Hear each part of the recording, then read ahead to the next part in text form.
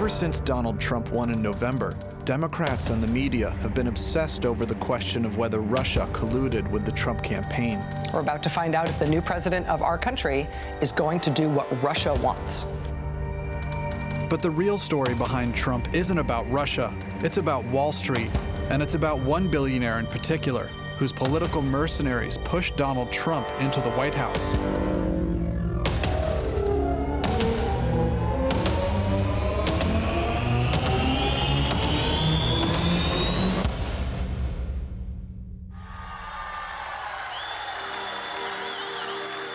July 2016, and a very disorganized Trump campaign is headed into an equally chaotic Republican National Convention.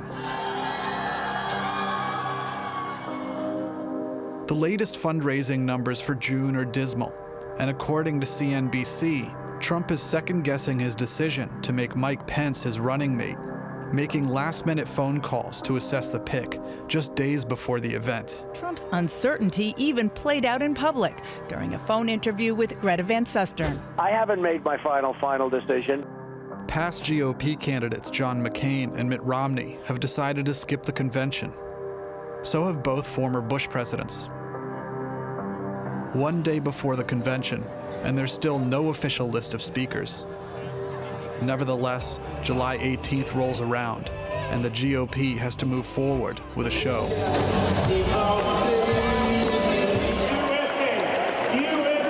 The convention is considered a disaster. It exposes a party in disarray.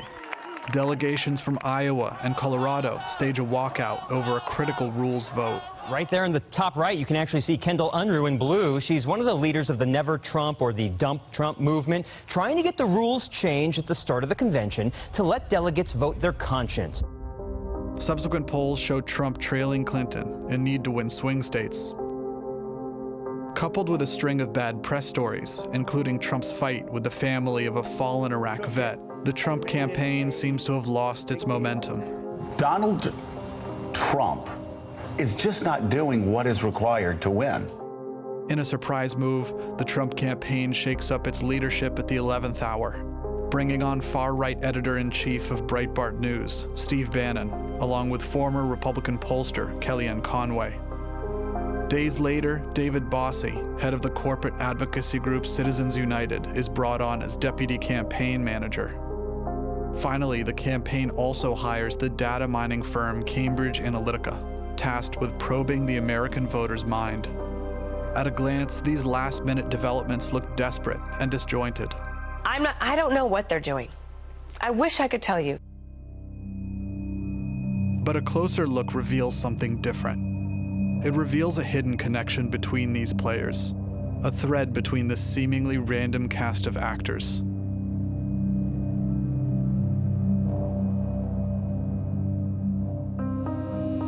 Enter billionaire hedge fund manager Robert Mercer and his daughter, Rebecca. They've been eyeing Trump ever since their first choice, Ted Cruz, dropped out of the primaries back in May. We are suspending our campaign. The fuel behind Mercer's influence are the absurd sums of money he accrues at the investment company he runs, Renaissance Technologies, based on Long Island. Robert Mercer, as a political donor, has been giving money since back in the 90s. He joined Renaissance Technologies in 1993, and that's when he really became wealthy. Renaissance Technologies' famed Medallion Fund is one of the most successful hedge funds in investing history, averaging 72% returns before fees over more than 20 years. A statistic that baffles analysts and outranks the profitability of other competing funds, like the ones George Soros and Warren Buffett run. In 2015, Mercer had single-handedly catapulted Cruz to the front of the Republican field, throwing more than $13 million into a super PAC he created for the now-failed candidate.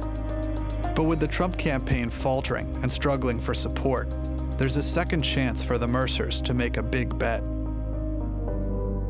So in late August, Rebecca Mercer reportedly approaches the Trump team.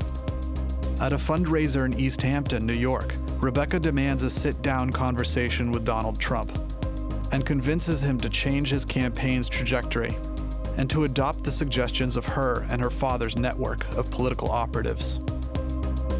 The next morning, Rebecca works out the details of her proposal with Ivanka Trump and her wealthy developer husband, Jared Kushner. The plan was for Trump to drop his current campaign manager, Paul Manafort, and replace him with two Mercer loyalists, Steve Bannon and Kellyanne Conway. In the months leading up to Trump's presidential win, the Mercers would prove a formidable force. Beginning after the disastrous Republican convention in July, they would furnish the Trump campaign with millions of dollars and new leadership. But they would also furnish it with something more: a vast network of nonprofits, strategists, media companies, research institutions, and super PACs that they themselves funded and largely controlled. I think what you've seen is a lot of these organizations in this network come out to play a role in the 2016 elections. With the Mercer family in the picture, the post-convention shakeup starts to make sense. Take Steve Bannon. He and Robert Mercer have been close for years, and Mercer is a top investor at Breitbart News, where Bannon was chief editor. Kellyanne Conway also comes out of this network. Before becoming co-manager of Trump's campaign, she headed up operations for Robert Mercer's super PAC when it was still supporting Ted Cruz. And as for deputy campaign manager David Bossie, he was president of Citizens United, an organization Mercer has heavily funded since at least 2010. Cambridge Analytica, the mysterious data mining firm that received grudging praise after predicting the race's outcome more accurately than any other polling agency, is also heavily funded by Robert Mercer. It's been credited with swaying mass opinion in countries all over the world. In the UK, Cambridge Analytica supported the campaign to leave the European Union, also known as Brexit, at the behest of Robert Mercer. In fact, the Mercer's political infrastructure is so entrenched that Rebecca Mercer herself sat on the 16-person executive committee of Trump's transition team. Mercer's foray into the White House may seem to have been born partly out of luck, especially with Trump instead of Cruz as his stalking horse. But his rise to power was systematic, and it was years in the making. The web of connections Mercer's built over the last decade is vast and complex.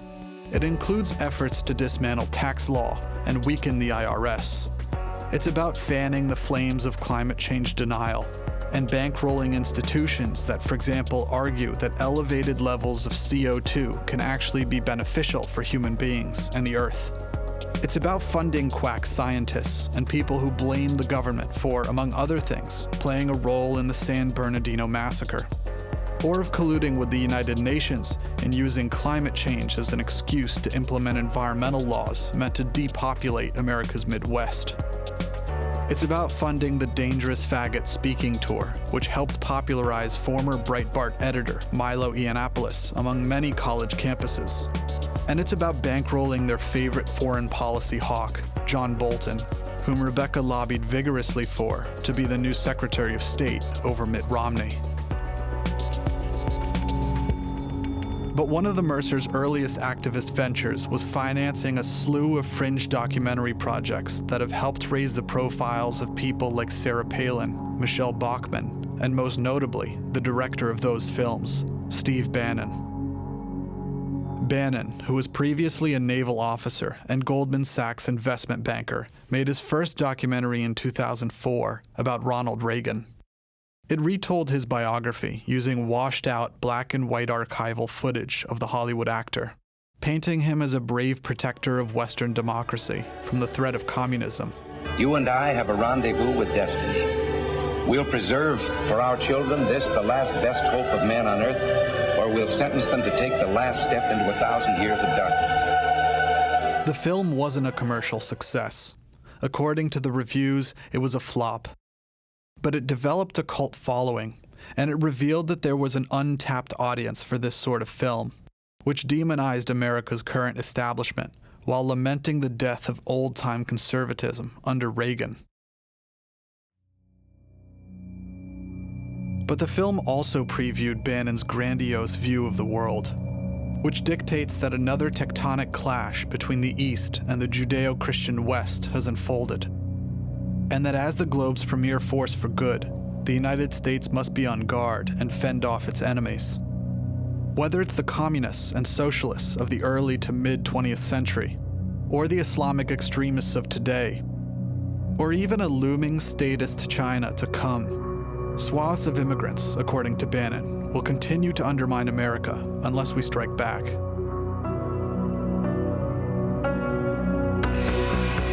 In the Face of Evil would also connect Bannon to conservative author Peter Schweizer, whose namesake book the film was based on. It would also connect him to another rising conservative figure Bannon met at a screening of his Reagan film in Beverly Hills. A man Bannon recalled in a Bloomberg piece, who came up to him after the showing like a bear, he said, who's squeezing me like my head's gonna blow up, and saying how we've got to take back the culture. His name? Andrew Breitbart, a conservative commentator who for the next few years would join Bannon and Schweizer in their efforts to establish a fresh conservative narrative, with Breitbart himself focusing on an idea for a new media company. Something partly inspired by a trip to Jerusalem and the need to create an outlet that would be unapologetically pro-freedom and pro-Israel, as he said. Something that would come to fruition in 2007 and that he would call Breitbart.com. One of the things I admired about Breitbart, Bannon said in that same Bloomberg story, was that the dirtiest word for him was punditry. Our vision, Andrew's vision, was always to build a global, center-right, populist, anti-establishment news site. But that wasn't all. What Bannon, Schweizer, and Breitbart really wanted to forge was a multi-tiered effort to push their agenda. They wanted to fund Schweizer's books and Bannon's films. Ultimately, they wanted to create a media infrastructure big enough to pump their ideology into America's national discourse. But they needed more investors, and they needed large investors, people who could fund this giant operation for a sustained period of time. Because what this right-wing trio had set out to do wasn't simply to start a business. It was to transform America's rage, its largely white, rural, working-class discontent, into a political movement that would storm Washington, first in the form of the Tea Party, and again 6 years later in the form of Trump. This is the fourth great crisis in American history. We had the Revolution, we had the Civil War, we had the Great Depression of World War II. This is the great fourth turning in American history. The cash needed to propagate this ideology would come from the organization more famous now for the Supreme Court decision it inspired than for the media and political work it's done for decades, thanks in part to funders like the Koch brothers and, of course, Robert Mercer. The pro-corporate advocacy group Citizens United was created in 1988, and for years it had pumped out television ads, films, and other forms of media content that sought to put pressure both on Democrats as well as more moderate Republicans to embrace a far-right, corporate-friendly approach to politics. Remember that the left controls Hollywood, they control entertainment, they control the movies, they control television, they control mass media, they control certainly journalism. And so what Citizens United has figured out is that through the media, they can in fact move public opinion. They can shape America and thereby shape Washington. It was that effort that gave rise to the film Hillary, the movie, which in turn led to the Supreme Court case that changed the way politics is done in the United States. It's worth noting that the Citizens United decision to allow for unlimited campaign contributions through super PACs didn't originate from any billionaire or corporation directly complaining about contribution limits. It originated from this documentary, which Bannon directed, and which FEC rules barred from being shown because it fell under the category of electioneering communications. Essentially, union and corporate-funded groups like Citizens United couldn't air anything critical about a candidate within 30 days of the primaries and 60 days of the general elections. The Supreme Court's decision to strike down that rule opened up the floodgates for unlimited campaign spending, which Citizens United and its billionaire and corporate donors seized upon. Citizens United has been heavily funded by the Koch brothers and their network of donors, which Mercer joined early on.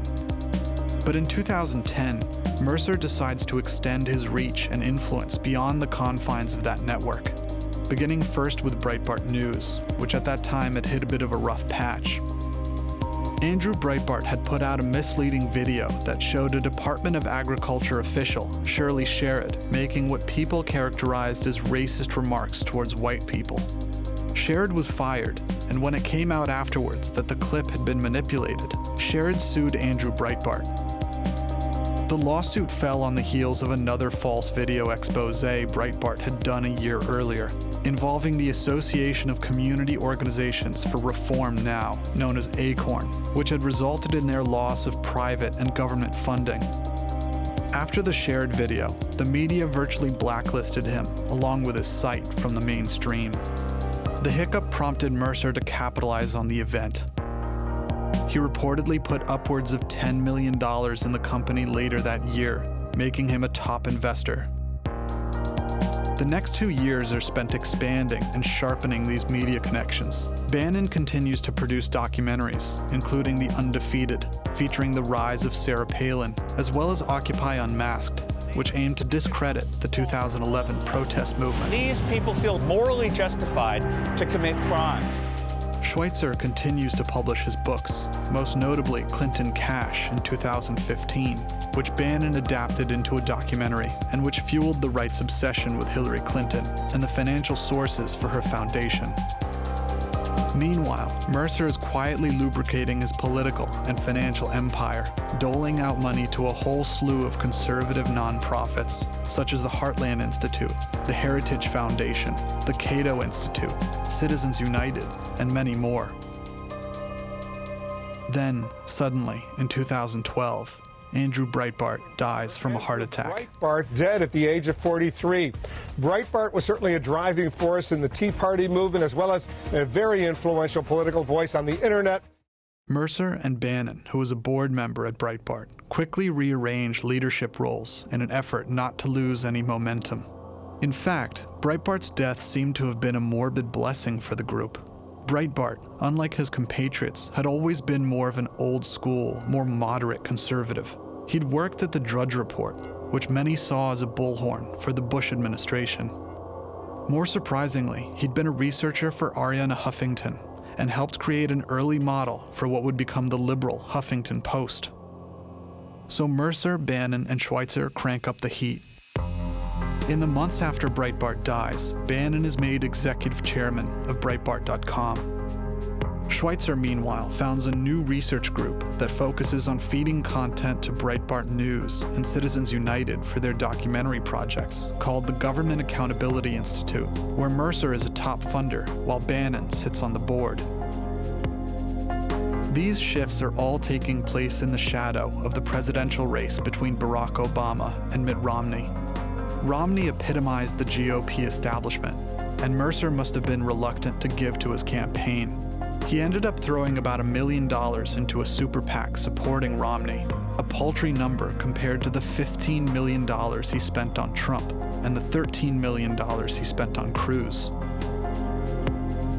Romney's loss was a heavy defeat for Republican voters across the country, with so many Americans still struggling to get back on their feet after the 2008 economic crisis. Romney's defeat angered many GOP voters. Some blamed Obama and the Democrats. Others blamed the Republican establishment, including Romney himself. But at the elite University Club in New York, shortly after the news of Obama's re-election, one unexpected voice would take a small group of wealthy donors by storm, blasting the Romney team for dropping the ball on their data mining and canvassing operations. That woman was Rebecca Mercer, Robert Mercer's daughter. After Romney, Rebecca became her father's right hand. Before that, Robert Mercer's role in his political dealings was to supply money to the people he admired and trusted, people like Bannon, Schweitzer, and Breitbart. Rebecca wanted to change that. Romney's failure prompted Rebecca to seize more control in the Republican arena and to assert more forcefully her and her father's agenda. Between 2012 and 2016, she would take formal leadership roles at the think tanks and nonprofits her father funded. She became a director at Peter Schweitzer's Government Accountability Institute. She took over the Mercer Family Foundation. And more recently, she managed her father's super PAC alongside Kellyanne Conway. She and her father began to engage in what you could call a kind of sniper fire politics, investing money in very specific races and causes. I've seen Robert Mercer put money into super PACs in races that have something to do with, often, tax. This cycle, he gave money to a super PAC backing a primary challenger to Senator John McCain in Arizona. McCain is a Republican, and he was the co-chair of the Senate committee that investigated Renaissance's tax strategies. McCain would later say he thought Mercer was doing this because of that investigation, which was looking into whether Renaissance Technologies had avoided more than $6 billion in taxes over the course of 14 years. For the 2016 Republican primaries, Robert Mercer decided to throw his support behind Ted Cruz, and so did Bannon. But as Cruz faltered and took positions that ran counter to Bannon's conservative agenda, like supporting the TPP, Mercer and Bannon began questioning their support of a candidate who was too obviously trying to appease both the disgruntled American voter as well as corporate interests in Washington. In the end, Cruz's evangelical Christian persona failed to cover up his true identity, which was as a Harvard-educated lawyer who'd worked for years in Washington, including as a young clerk in the Supreme Court. Robert Mercer seldom makes public appearances, and he never talks to the press. The only time he's spoken publicly was in 2014, after he received a Lifetime Achievement Award from the Association for Computational Linguistics.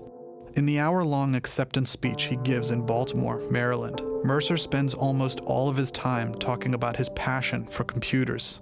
I really loved everything about computers. I loved the solitude of the computer lab late at night. I loved the air-conditioned smell of the place. I loved the sound of the disks whirring and the printers clacking. None of his remarks are political, except for one comment he makes when he's talking about the time he worked at the Air Force Weapons Lab in New Mexico, and the one day he discovered how to make their computers run about 100 times faster. And then a strange thing happened. Instead of running the old computations in 1/100th of the time, the powers that be at the lab ran computations that were 100 times bigger. I took this as an indication that one of the most important goals of government-financed research is not so much to get answers as it is to consume the computer budget, which has left me ever since with a jaundiced view of government-financed research.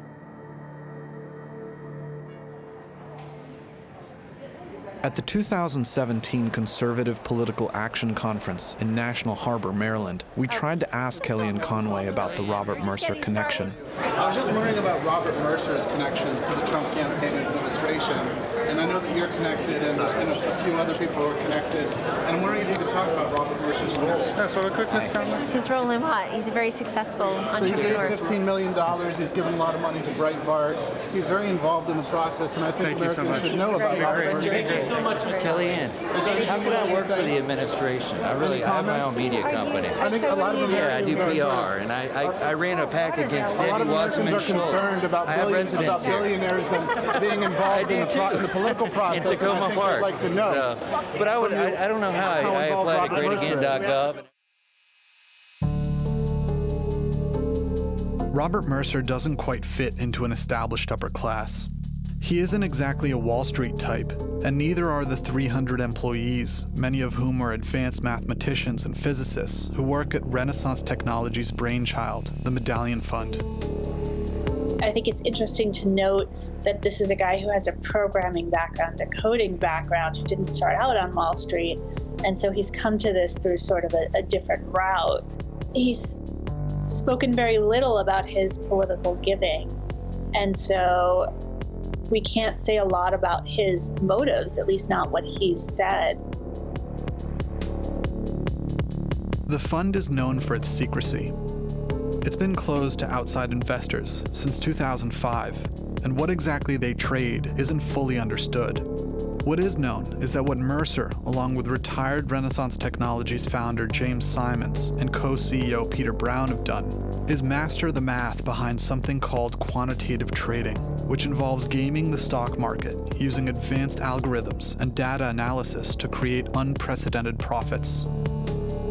All they do is make one group of literally billionaires slightly richer than another group of billionaires. And in the process, they make themselves billionaires. But they add absolutely nothing to the economy or the world generally. 2016's list of biggest political donors is stacked with billionaires, Republicans and Democrat, who've made their money by engaging in what amount to different forms of gambling. The largest donor of the cycle, Tom Steyer, is a hedge fund manager. The second, Sheldon Adelson, is a casino magnate. The third, Donald Sussman, is a quant fund manager. And strangely enough, the founder of Renaissance Technologies, James Simons, who's one of the Democrats' largest donors, is number 5 on that list, while his colleague and Republican counterpart, Robert Mercer, is number 7. It's no coincidence that the enormous amounts of wealth go to people who are connected with gambling. But recall, they don't gamble. Adelson is the house. The house, mathematically, is going to win. And the idea at the hedge fund is to have better math than the other guys so that statistically, you're going to win. Casino capitalism has given people like Robert and Rebecca Mercer riches and power beyond most people's imagination. But the role of activist billionaires in American politics isn't new. It's just become stronger as wealth is concentrated in fewer hands. With the top 1% of Americans today holding on to 40% of the country's wealth, and with much of that increase taking place in the finance and energy sectors of the economy, the rise of people like Robert Mercer and the Koch brothers reflects how billionaires have gradually taken more direct control over both political parties and the state. One of the things that's really useful if you're a billionaire that makes all this money by doing something that has no social value is to find a way to valorize what you're doing and to demonize anyone that might restrict it by law, regulation, or even simply social mores. And propaganda is historically the answer to that. This administration is the gang that can't shoot straight in terms of substance, but in terms of propaganda, they are the masters. They are the people that have brought the whole concept of alternative facts, of fake news. These are people who come from the film industry, who have made their money in the film industry, Mnuchin, Bannon, and Trump. We still managed to stay true to ourselves. Bannon's latest documentary, entitled Torchbearer, is about Duck Dynasty, a reality TV show about a family-operated business that makes products for duck hunters. My idea of happiness is killing things. The film, which came out in October of last year, centers around the words of the family's patriarch, Phil Robertson, as he walks the viewer through his idea of how Judeo-Christian values face extinction at the hands of heathens and Islamic extremists. In the absence of God, the man with the biggest stick determines your worth. Caesar demands his pinch of incense. Violence, decadence, political anarchy, moral decay. Welcome to the city of man. Bannon's message is clear.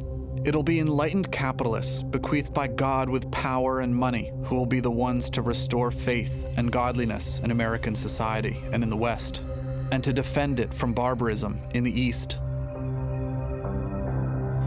With Mercer's money and Bannon's leadership, Andrew Breitbart's original mission of building an anti-establishment news site has evolved into a political behemoth. Breitbart.com is now one of the most visited news sites in the country. It's bigger than the Washington Post and Fox News.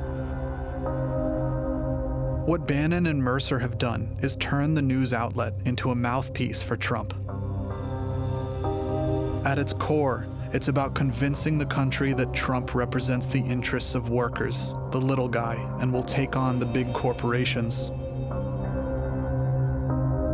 But the proof of his loyalties is in his appointments.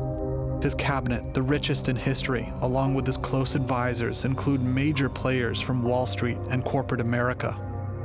Rex Tillerson, Alexander Acosta, Linda McMahon, Stephen Schwartzman, Todd Ricketts, Gary Cohen, Jared Kushner, Betsy DeVos, Elaine Chao, Wilbur Ross, Stephen Mnuchin, Carl Icahn, Peter Thiel. These are the true faces of a Trump presidency.